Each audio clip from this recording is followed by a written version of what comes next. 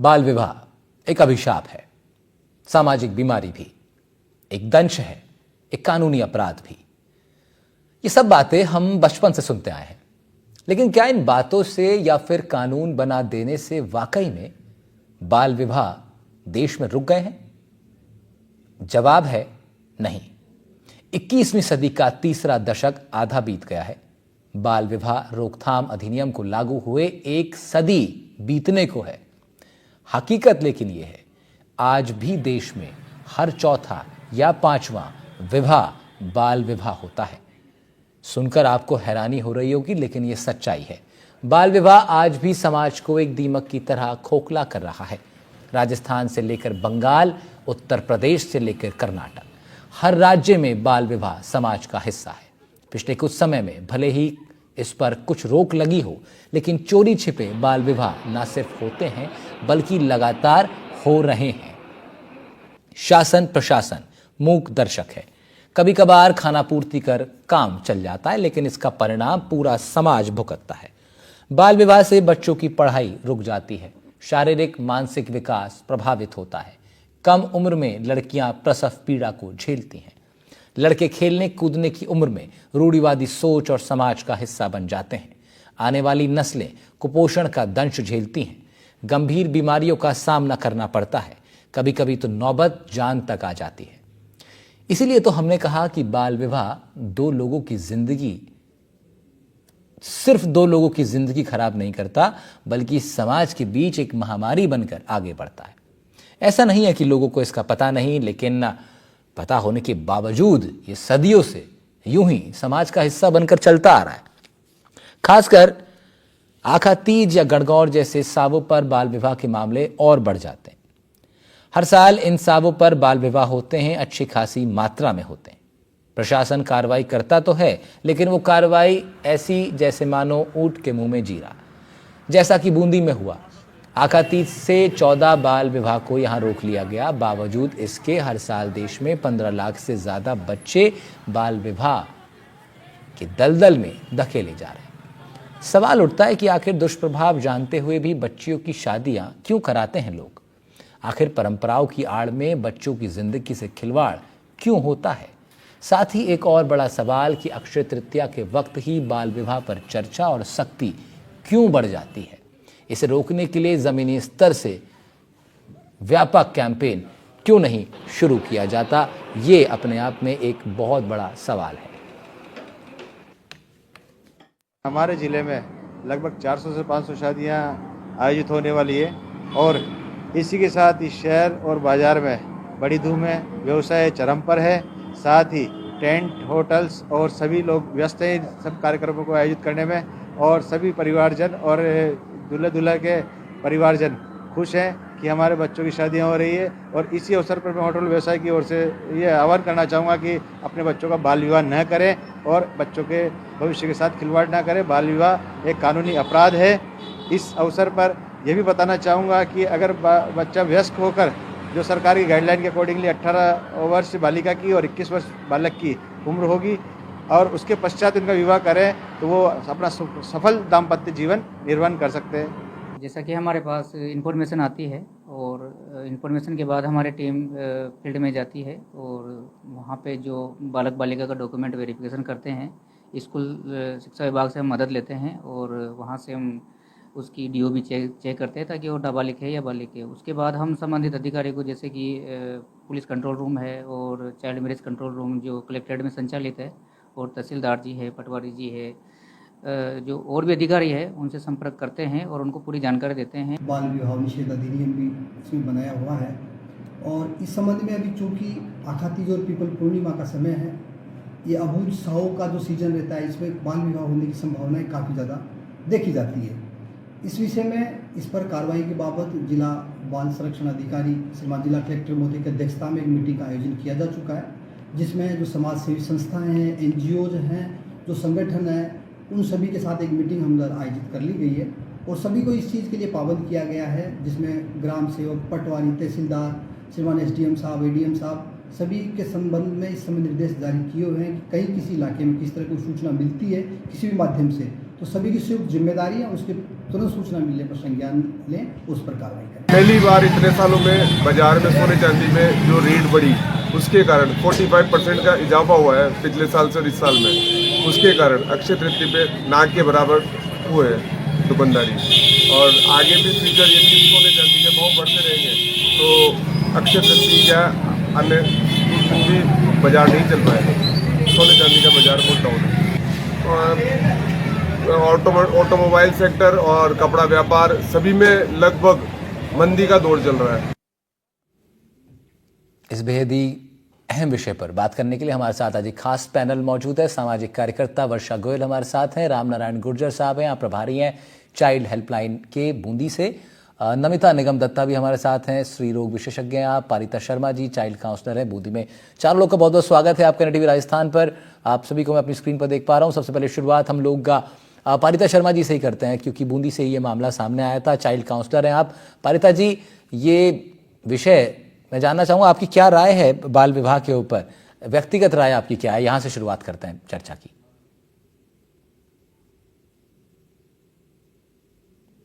पारिता जी unmute कर लीजिएगा।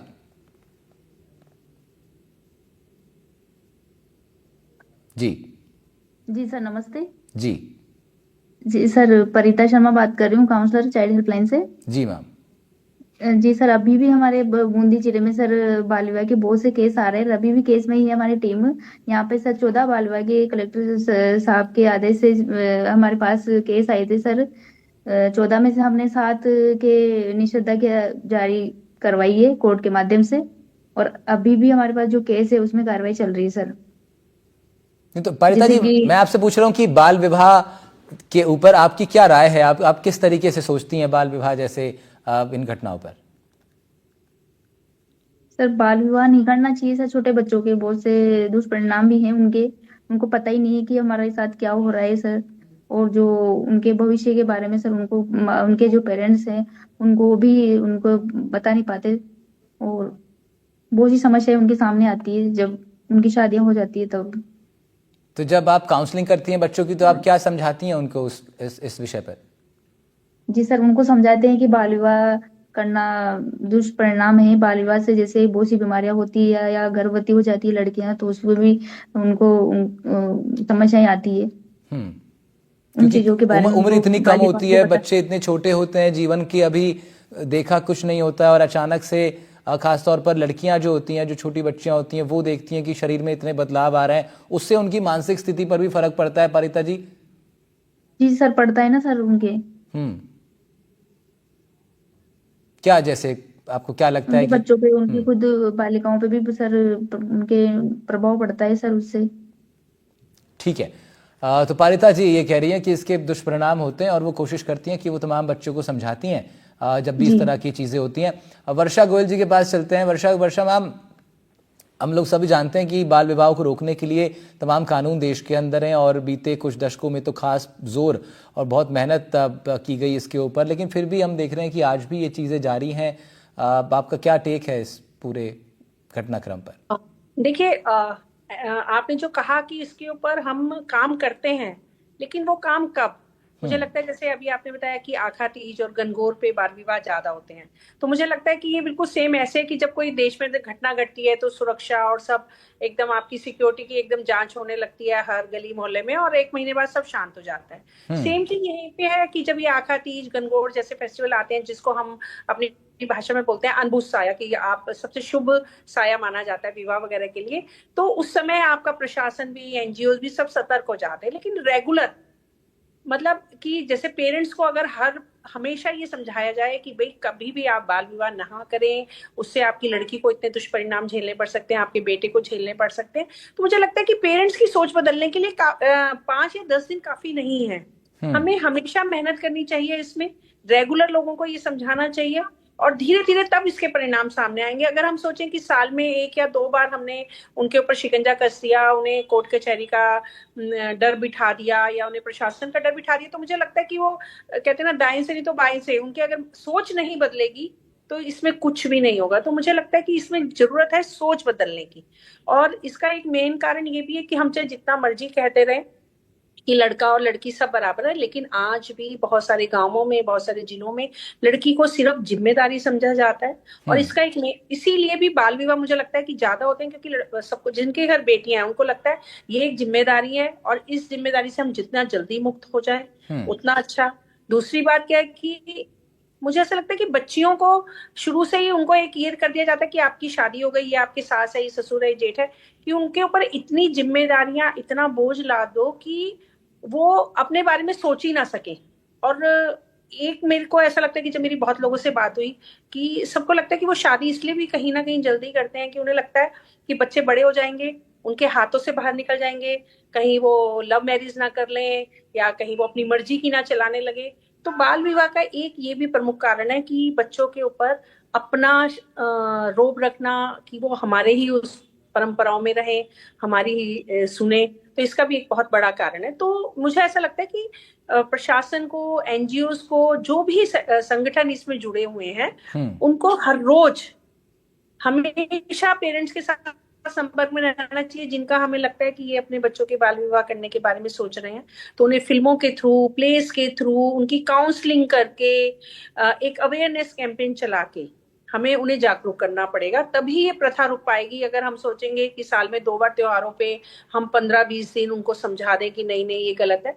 और थोड़ा सा मुझे लगता है कि इसमें जो बच्चे बच्चियां जो स्कूल्स में पढ़ रहे हैं, तो टीचर्स का एक बहुत बड़ा योगदान है कि जब बच्चियां जिन जिलों में, जैसे बूंदी है, भरतपुर है या भीलवाड़ा, बहुत बड़ी भूमिका इसमें हो सकती है कि जब छोटे बच्चे जब एडमिशन लेते हैं तभी से उनको एक धीरे धीरे उनको प्रिपेयर करना कि आप लोगों को बाल विवाह नहीं करना चाहिए। और जब पेरेंट्स आते हैं बच्चों को स्कूल लेके, तो उनको भी एजुकेट करना। ये वर्षा जी बहुत महत्वपूर्ण पॉइंट्स आपने उठाए अपनी बात में, और आपने बहुत इम्पोर्टेंट मैं समझता हूं कि आपने ये बिंदु रखे हैं, क्योंकि आपने बताया कि क्या कारण हो सकते हैं, क्यों माता पिता जो है आज भी इन चीज़ों को फॉलो कर रहे हैं, क्यों इनको आगे बढ़ा रहे हैं, इस पर भी आपने बताया। और साथ ही आपने बताया कि किन लोगों का बहुत इंपॉर्टेंट रोल है समाज में। टीचर्स का ऑफकोर्स बहुत इंपॉर्टेंट रोल हो जाता है ये बच्चों को भी सतर्क करने में, लेकिन और कोशिश भी करते हैं टीचर्स। हम देखते हैं कि ग्रामीण जो टीचर हैं, खासतौर पर सरकारी स्कूल के जो टीचर्स हैं,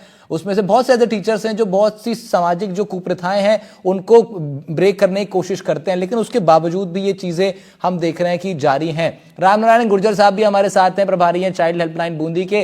रामनारायण साहब, फोन आते हैं आप लोग के पास कभी चाइल्ड हेल्पलाइन पर इन चीजों से संबंधित?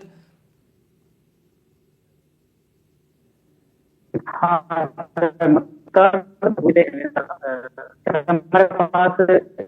बहुत सारी रेगुलर ही आती है कि वहाँ आज वहाँ है, आज वहाँ इधर आए दिन सर कॉल आ रहे हैं, और अभी भी कॉल कर रहे हैं। आवाज आपकी ब्रेक हो रही है रामनारायण साहब। मैं फिर जुड़ूंगा, मैं फिर लौटूंगा आपके पास। आपकी आवाज ब्रेक हो रही। नमिता निगम दत्ता जी के पास में चलता हूं, स्त्री रोग विशेषज्ञ हैं आप। नमिता मैम, जिस तरह परिता जी शुरुआत में कह रही थी कि बच्चियों को प्रसव पीड़ा का सामना करना पड़ता है, और साथ ही उनको अचानक वो देखती हैं कि उनके शरीर में आने वाले जो बदलाव हैं, कैसे उसको टैकल करें, कैसे उसको हैंडल करें, बहुत अचंभित स्थिति में शायद बच्चियां हो जाती होंगी। बाल विवाह से आपका क्या एनालिसिस है कि क्या जो लड़कियां हैं, छोटी बच्चियां हैं, उनके शरीर में आने वाले वक्त में क्या रोग जो हैं, बीमारियां जो हैं और कमजोरियां और इस तरह की चीज़ें उनको पकड़ती हैं जब कम उम्र में इस तरह के वो संबंध में जाती हैं? जी, आप बिल्कुल सही बोल रहे हैं। ये बाल विवाह में क्या होता है, बच्चे का मेंटल और फिजिकल डेवलपमेंट होता नहीं है, और आप उसके ऊपर एक जिम्मेदारी डाल देते हैं, और फिर अचानक बच्ची इससे पहले कि कुछ समझ पाए, उसका जब मेनार्की होता है, जब पीरियड्स आने का समय होता है, ऑलरेडी वो मैरिड हो जाती है और कंसीव कर जाती है, तो उसको प्रसव पीड़ा के दौरान भी दिक्कत होती है, एनीमिया और बहुत सारी मेडिकल प्रॉब्लम्स होती हैं, जो कि उसको प्रेगनेंसी में झेलनी पड़ जाती है, जिसके बारे में उसको कुछ नॉलेज भी नहीं होती है। बाकी इनको ऑब्स्ट्रक्टेड लेबर की भी प्रॉब्लम हो सकती है, क्योंकि इनका डेवलपमेंट हो रहा होता है और उसी समय अचानक शरीर में एकदम बदलाव आ जाते हैं, जिसके लिए वो बिल्कुल ही अनभिज्ञ रहती है। और कई उनको ऐसे कॉम्प्लिकेशंस भी होते हैं जिसके बारे में उनको पता ही नहीं होता है कि ये नॉर्मल है या एबनॉर्मल है, क्योंकि उनका डेवलपमेंटल फेज में ही रहती है वो। बाकी लेबर में भी काफी दिक्कतें आती हैं, और कई बार अगर लेबर में हॉस्पिटल वगैरह नहीं पहुंचाया गया, कुछ हुआ तो ये इनका मैटरनल मॉर्बिडिटी और मॉर्टेलिटी का भी चांस बढ़ जाता है। और भी कई मेडिकल प्रॉब्लम्स रहती हैं, जैसे ब्लड प्रेशर बढ़ जाता है या फिर इनको मिर्गी के अगर झटके आने लगते हैं तो इसके बारे में भी इनको कुछ पता नहीं रहता है। तो इसलिए बेटर रहता है कि एक उम्र के बाद जब एक डेवलपमेंट हो जाए उसके बाद ही विवाह करा जाए लड़की का, तो बेटर। और मैम, क्या पुरुषों के अंदर भी कुछ समस्याएं आ सकती हैं? क्या उनका शरीर भी उस चीज़ को क्या स्वाभाविक रूप से एक्सेप्ट कर लेता है, या फिर वो भी इन दिक्कतों का सामना करते होंगे? हाँ, उनको भी दिक्कतों का सामना करना पड़ता होगा, बिल्कुल, क्योंकि उनके भी डेवलपमेंट का फेज है। एक जब एडल्टहुड में जब आते हैं तो उनके भी शरीर में बदलाव आते हैं, मानसिक प्रवृत्तियों में बदलाव आते हैं। तो उस समय अचानक उनके ऊपर अगर पूरी जिम्मेदारी डाल दी जाए एक परिवार की, एक फैमिली की, और तो उस समय उनके भी मानसिक और शारीरिक रूप से पीड़ा हो सकती है। और नमिता मैम, एक डॉक्टर से अलग अगर मैं आपसे आप एक नागरिक के तौर पर अगर बात करें, एक महिला के तौर पर अगर आप बात करें, जो आपने अभी लास्ट में कहा कि पुरुषों के ऊपर भी एक अलग तरह का दबाव बन जाता होगा, मैं आपसे बात करना चाहता हूं कि क्या जो बेटियां हैं, जब वो इस तरह की जिम्मेदारियां उन पर जब थोप दी जाती हैं, क्योंकि इस उम्र में जब उनका विवाह होगा तो शायद यही कहना ठीक होगा कि जिम्मेदारियां थोप दी गई, एक डिसेंट उम्र में आके वो जिम्मेदारियों को एक्सेप्ट करती हैं, लेकिन ये उम्र में तो वो थोप दी जाती है जिम्मेदारियां। तो उनकी जो मानसिक स्थिति है मैम, आपको क्या लगता है कि कितना असर, मतलब एक बच्ची जिसका 14-15 साल में, 13 साल में विवाह हो गया, और एक लड़की जो 24-25-26 साल या जो भी एक एज है उसमें उनका विवाह होता है, कितना अंतर आप देखती हैं दोनों के जीवन में? काफी अंतर होता है। एक मेंटल मेच्योरिटी आ जाती है, एक अगर उनको शिक्षा मिल जाती है और एक एज के बाद विवाह होता है तो उनका डेवलपमेंट, फिजिकल मेंटल डेवलपमेंट सब रहता है। उनको एक नॉलेज रहती है हर चीज के बारे में। लेकिन वही अगर एक 14 साल की या 13 साल की लड़की का विवाह कर दिया जाता है तो हर चीज से अनभिज्ञ रहती है वो। उसको एक अपने शारीरिक जो चेंजेस आ रहे होते हैं, जो डेवलपमेंट होते हैं, उसके बारे में ही उसको थोड़ा सा मेंटल चेंजेस जो होते हैं वो उसके बारे में ही एडजस्ट करना थोड़ा मुश्किल होता है। और फिर अचानक अगर आप विवाह कर दें तो उसकी एक जिम्मेदारी एडिशनल हो जाती है। और फिर अगर आप वो कंसीव कर जाती है तो उसके बारे में भी उसको कुछ पता नहीं होता है, जितने सिम्टम्स होते हैं उसको, उसके बारे में कोई नॉलेज नहीं होती है। वही एक 25-26 साल की उम्र के बाद अगर किसी का विवाह होता है तो उनको ये सारी नॉलेज रहती है। उनका एक जो एडजस्टमेंट रहता है, जो नॉलेज रहती है, वो काफी हद तक इनको बेटर करती है, इनका डेवलपमेंट, एक हेल्दी लाइफस्टाइल रहे। ठीक है, पारिता जी के पास चलते हैं। पारिता जी, सेम सवाल मैं आपसे भी पूछना चाहता हूं कि एक लड़की 13-14 साल की उम्र उसकी और उसका बाल विवाह हो गया, फिर एक और युवती जो कि 22-23-24 साल 25 साल की उम्र में पहुंचती है, उनकी शादी होती है। कितना अंतर आप किस तरीके से देखती हैं इन दो अलग लड़कियों को? उनके जीवन में कितना अंतर होगा, उनकी मानसिक स्थिति में कैसा अंतर होगा, उनके सोच विचार, उनके क्या अंतर आपको महसूस होता है? उनका भविष्य जो है वो जो शिक्षा वगैरह है वो छूट जाती है उनकी, उनकी जो शिक्षा वगैरह जो आदि चीजें हैं वो सीख नहीं पाते और वो बिछड़ जाते हैं। और उनके पेरेंट्स वगैरह जो उनके बच्चे होते हैं उनको भी वो काफी चीजें नहीं दे पाते, जो उनकी देख रेख है या उनकी जो भी बीमारियां वगैरह, पढ़ाई लिखाई, वो नहीं दे पाते। पारिता जी, आप अच्छा बोलती हैं, आप कॉन्शियस क्यों हो रही हैं इतना कैमरे के सामने? आप खुल के अपनी बात रखिए ना। आप बताइए, आपको क्या लगता है? आपने एक लंबा जीवन जिया है, आप सामाजिक का परिवेश में काम करती हैं, तमाम महिलाओं के साथ आपका उठना बैठना है, इस तरह की चीज़ें आपके सामने आती हैं, चाइल्ड काउंसलर हैं आप। आपको लगता है कि जो कम उम्र में जिन बच्चियों के विवाह हो जाते हैं वो एक और बेहतर, एक व्यक्ति के तौर पर वो और बेहतर व्यक्ति बन के उभर सकती थी अगर उन्हें थोड़ा और समय दिया जाता तो? जी ठीक है, पारिता जी जो हैं केवल जी और कम शब्दों में अपनी बात रख रही हैं, कोई बात नहीं। हम लोग रुक करेंगे वापस एक बार वर्षा गोयल जी का। वर्षा मैम, बहुत महत्वपूर्ण विषय आप पॉइंट्स आपने उठाए थे उस वक्त, और मैं चाहता हूं कि उसी को आगे बढ़ाते हुए हम लोग अब जैसे हम लोग इसी पे बात करते हैं वर्षा जी, जैसे अभी पारिता जी से हम लोग बात कर रहे हैं, तो हो सकता है वो अभी कैमरा पे मैं देख पा रहा हूं कि वो उतना उस तरीके से नहीं एक्सप्रेस कर पा रही हैं, पर हम जानते हैं कि क्योंकि वो चाइल्ड काउंसलर हैं और वो इस तरह के विषयों पर काम करती हैं, तो उनकी समाज में एक पकड़ होगी, और धरातल पर, भले ही वो टीवी स्क्रीन पर कम बोल रही हो, लेकिन धरातल पर मुझे विश्वास है कि वो बहुत मजबूती से काम कर रही होंगी। तो मैं आपसे जानना चाह रहा हूं वर्षा मैम कि वो शायद ये तब कर पा रही हैं जब उन्होंने एक शिक्षा प्राप्त करी होगी और एक उम्र को देखा होगा, चीजों को बदलते हुए देखा होगा और इन सब चीजों को फेस किया होगा। तो वो सब अनुभव उनके जहन में है, तब जाकर शायद वो समाज में उस तरीके से काम कर पा रही होंगी। अगर वो अनुभव ही नहीं ले पाएगा व्यक्ति, तो फिर वो कैसे, उस व्यक्ति का भी कैसे विकास होगा। और फिर वो इस तरह की चीजें, जिम्मेदारी वाला काम है, चाइल्ड काउंसलर बनना या महिलाओं के लिए काम करना, कैसे फिर महिलाएं एक दूसरे के लिए काम कर पाएंगी? देखिए, ये चीज जो आपने कहा कि अभी आप पंकज जी से पूछ रहे थे कि मानसिक रूप का, तो मैं उस पर एक बारी बात करना चाहूंगी कि अगर बाल विवाह होता है तो बच्चा मानसिक रूप से इतना परिपक्व नहीं होता कि वो रिश्तों की खूबसूरती को समझ सके या रिश्तों को खूबसूरती से आगे लंबा ले बहुत जा सुंदर, सके। बहुत अच्छी बात आपने लेकिन कही। हाँ, लेकिन जब आप एक परिपक्व व्यक्ति के रूप में आप शादी करते हैं तो आप रिश्तों की खूबसूरती को समझते हैं, अपने आने वाले बच्चों के बारे में आप अच्छे से समझ सकते हैं। क्योंकि देखा गया कि छोटी उम्र में शादी हुई, फिर आपके बच्चे हुए, तो जब मैंने ये नोट किया कि आपकी जब बहुएं आती हैं और वो कुछ आगे बढ़ना चाहती हैं तो वो रिश्ते सहज नहीं रह पाते। आप हमेशा एक क्लेम करते हो हमारे टाइम में तो ऐसा नहीं था या हमें मौका नहीं मिला, तो वो रिश्ते उलझे हुए रहते हैं। इवन उनकी बेटियां भी अगर कुछ आगे बढ़ना चाहती तो कहती नहीं, हमने ऐसा ही देखा है और तुम्हें ऐसा ही करना पड़ेगा। बहुत कम ऐसा होता है कि 100 में से 2 महिलाएं बहुत जागरूक हो जाती हैं और वो अपने बच्चों को आगे बढ़ने का मौका देती है, लेकिन बहुत बार ऐसा देखा गया कि फिर उनके बच्चे भी उसी परिपाठी पर चलते हैं। तो मुझे लगता है कि अगर ये कुछ सोच समझ के ही ये रखा गया है कि 18 वर्ष से ऊपर हम इसको शादियों के लिए तैयार करें बच्चों को, क्योंकि देखिए हमारे उसमें भी है ना कि 18 साल से कम उम्र जब हम गाड़ी नहीं चलाने देते तो आप जिंदगी की गाड़ी कैसे अलाउ कर सकते हैं? ठीक बात है।